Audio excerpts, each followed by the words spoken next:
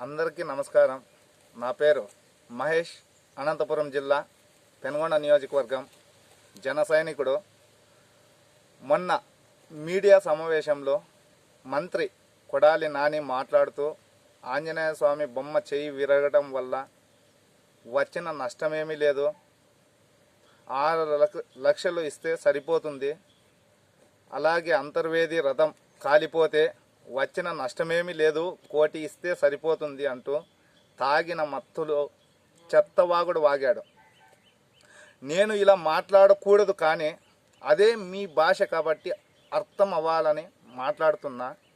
నీ అమ్మ మొగుడు సొమ్ము ఏమన్నా తెచ్చిస్తున్నావా, లేక మీ ముఖ్యమంత్రి గారి సాక్షిలో వచ్చే డబ్బు తెచ్చిస్తున్నావా అని అడుగుతున్నా. పవిత్రమైన మా హిందూ దేవాలయాలు, అది మా ప్రజల ఆస్తి, దాన్ని నువ్వు ఇవ్వడం ఏంటి?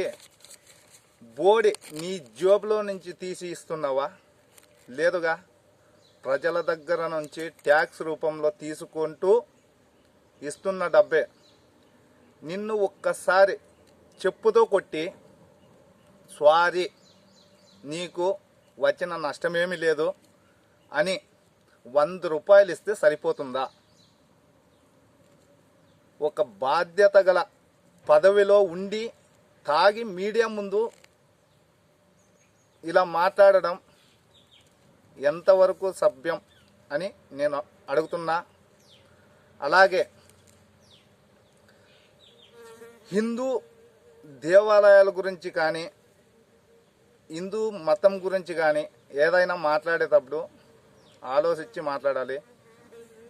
నువ్వు ఎలా పడితే అలా మాట్లాడుతుంటే హిందువులు చూస్తూ కూర్చోము. వెంటనే హిందువులకు క్షమాపణ చెప్పి అలాగే నిందితులను పట్టుకొని కఠినంగా శిక్షించాలి అని డిమాండ్ చేస్తున్నాను.